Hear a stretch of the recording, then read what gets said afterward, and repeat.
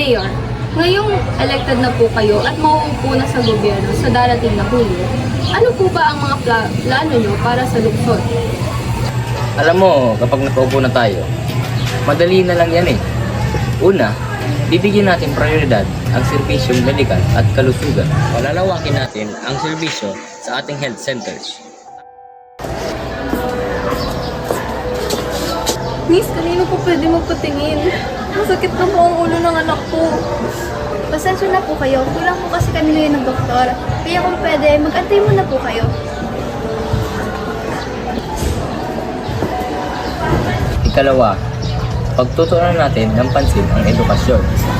Maglalaan tayo ng scholarship programs para sa mga nahihirap, ngunit karapat-dapat ng mga estudyante.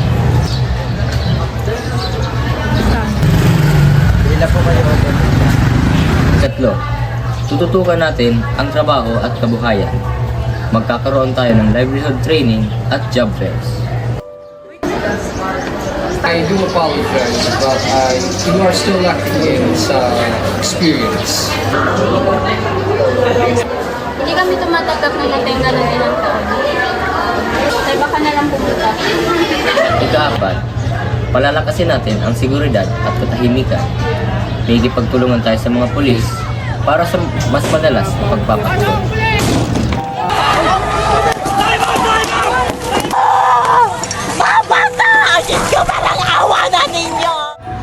Masisigurado niyo ho bang matutupad niyo ang mga platapormang ninanais niyo para sa ating lungsod? Hindi ko sinasabing hindi ko tutuparin ang mga pangako ko. Pero sa politika, ang mahalaga ay marunong kang magsalita.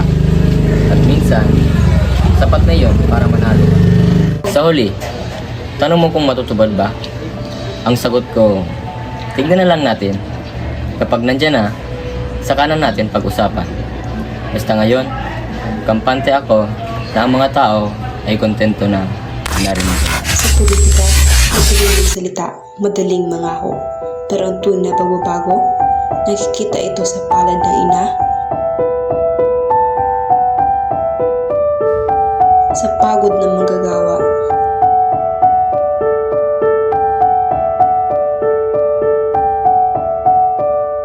sa pawis ng estudyante